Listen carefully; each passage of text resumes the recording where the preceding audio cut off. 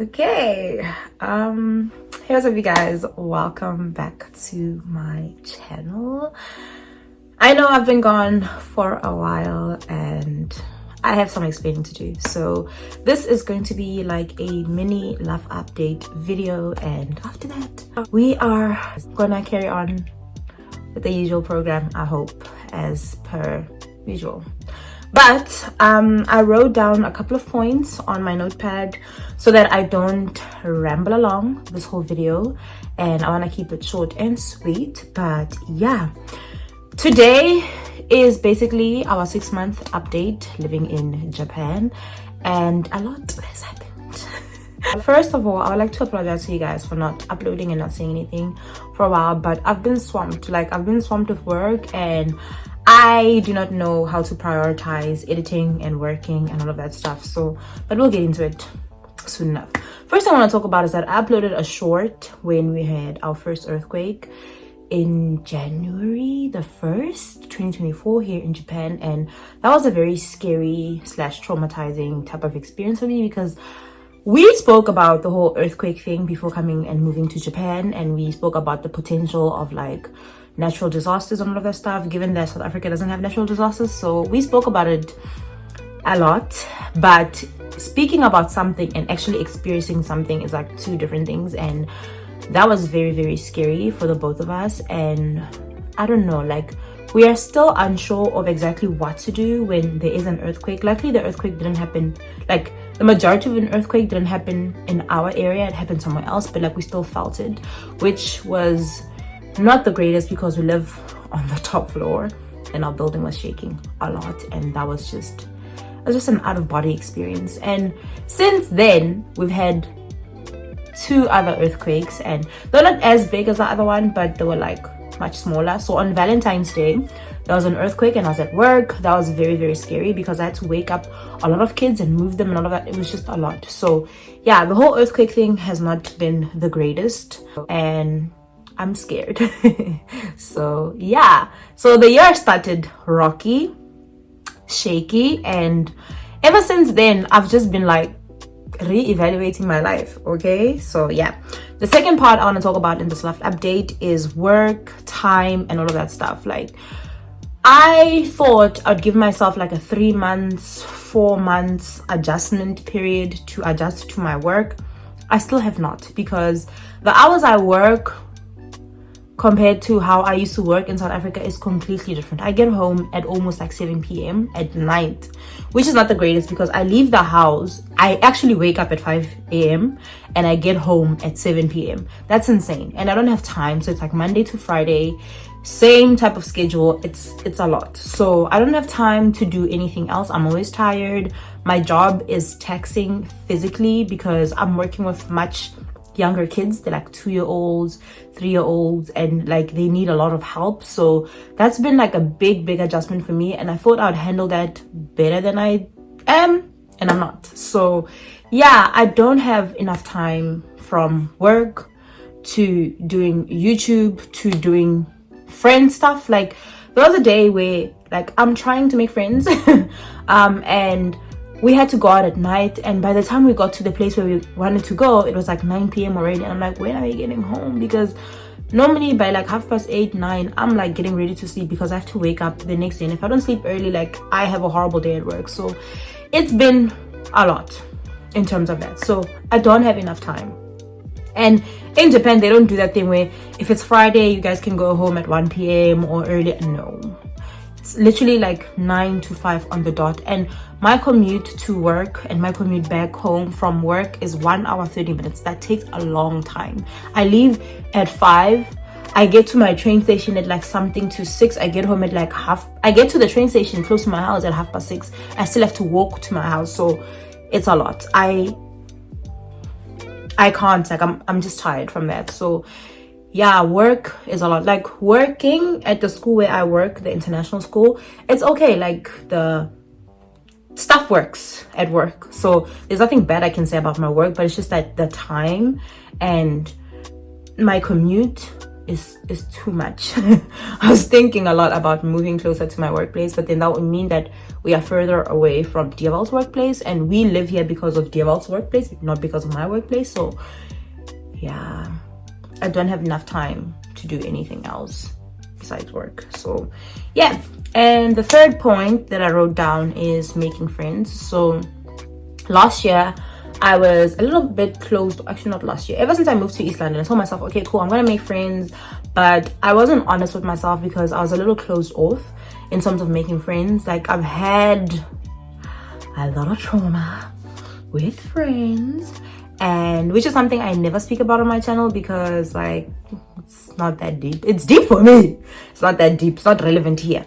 But just to explain a little bit, like, I've had close, like, best friends that I've lost over the years, and I've taken years to get over it. Like, years. Like, sometimes I'll think about it and I'll cry, and sometimes I'll think about it and I'll text them, but like the energy is not the same anymore. And like, there's been a lot of things that has happened. Like, even my other friend that I've been friends with since like primary school, like, we're not really like close friends anymore, and it's like, it's heartbreaking. Like, you know, when you view someone as like your sister, and like, you never ever in your life think that you'd live life without that person. Yeah, I don't have that person anymore, so that's a bit weird, and not by choice, but I have a lot of guy friends, and that has never been the type of girl I've wanted to be. Like, I've always wanted to be a girl with girlfriends. Like, I crave female friendships so much. So I do have a couple of friends that are girls back home, which, to be quite honest, after like my other friendship breakups, like, I did not give them enough honest effort. I was holding back a lot, and I still am holding back a lot because I'm just like, yeah, I want to be friends with you, but like, after everything that has happened to me from other people, not from you, I don't think I can trust anyone else ever again. So I've been closed off in regards to making friends. So yeah, when I moved to East London, I did try making friends. I've made surface level friends in East London, and like, it's okay. Like, I see the potential for us to go further, but I'm just like, do I want to though? Because like, jiggy, you're close to someone, then jiggy, the person leaves you, then jiggy is like a whole thing. So like, I'm just like, it's okay for us to be like acquaintances, like friends to a point where we can talk, but like, I don't want to be best friends with anyone, you know. Like, I don't want to be, you know, telling my business like that. And it kind of sucks because I'm just like, oh my god, I don't have anyone to like, I'm like, oh my god, this is happening in my life. Like, I don't have people like that. So that sucks. That really, really sucks.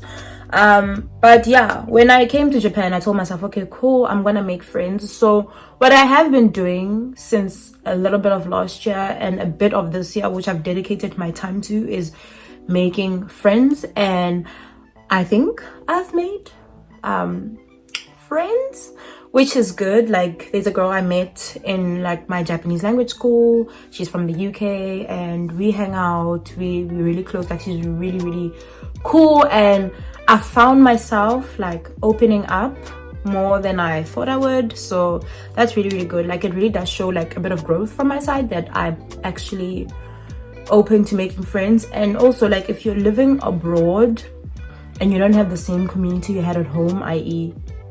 also my mom, we'll talk about that soon enough, it's a bit difficult sometimes to like navigate like a foreign country without a community. So I've prioritized like building a community with the people that live here, who are from foreign countries, who do live here, and all of that stuff. So yeah, I'm making friends and it's going okay. Like, I'm really happy. She's really cool.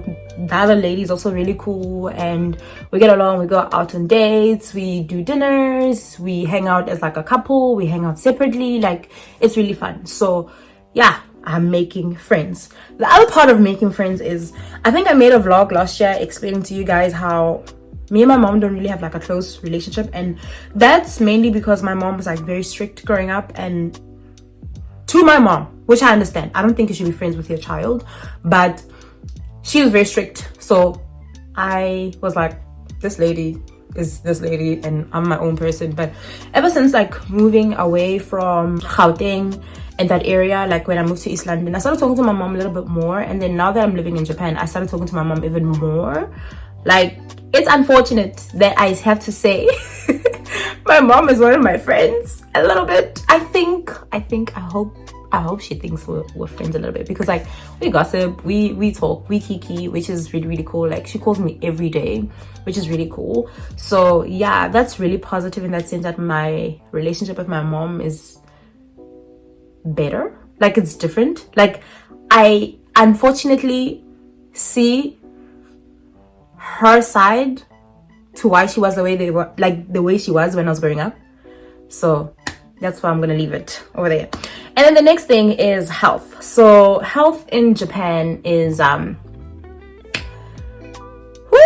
child, I don't know what to say. Like, I'm having a horrible time navigating my health in Japan, and that is not to say that was so dramatic, but like, not to sound very alarming, but my body is getting used to the germs here in Japan, or is trying to get used to the germs here in Japan, and it's not working out. Like, the medication in Japan, and it's not really working out that well. So I get sick a lot, and especially working with kids, and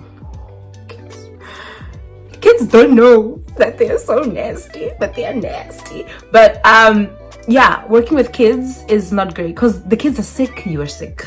The kids are vomiting, you're vomiting. The kids have diarrhea, you have diarrhea. Like, working with little kids, I would not recommend it because of the sickness part. Like, everything else, like, they're so great, like, they're so innocent, they're so nice, whatever. But like, yeah, so being in a foreign country, not speaking the language, getting like even something stupid as a cold or something stupid as flu or whatever, is a big chore, because you have to go to the clinic, you have to communicate in Japanese. I know, like, right now I want to lie and say 10%. Even 10% is a lot for me to say I know of Japanese.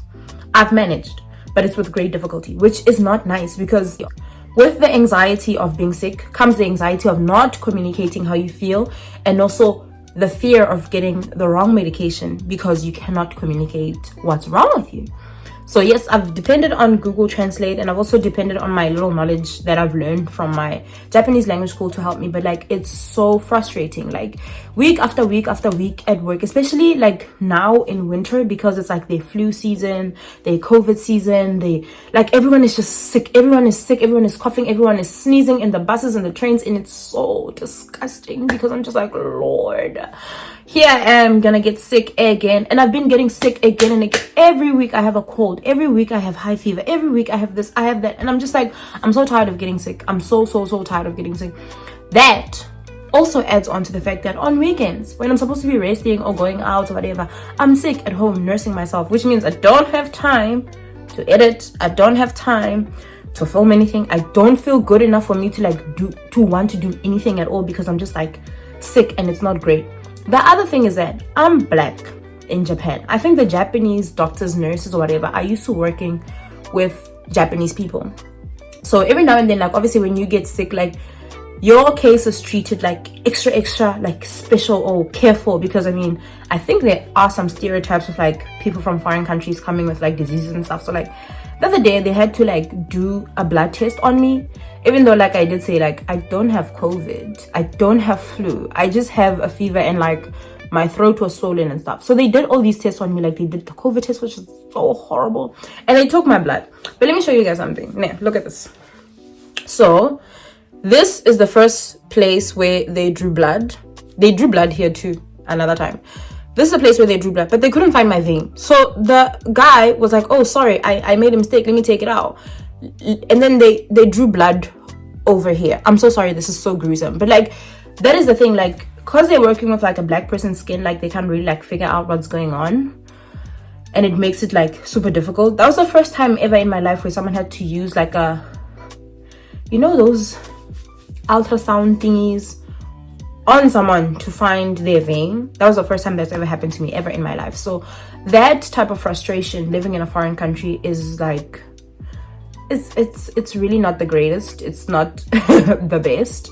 But besides all of that, like the healthcare system here in Japan like is so good. Like my medical aid covers everything. I barely pay like 200 rand to go to the doctor or anything like that. Like everything is covered for. the down part about it is that if I'm too sick and I cannot go to work, I will not get paid for the day I don't work. So I don't want that either.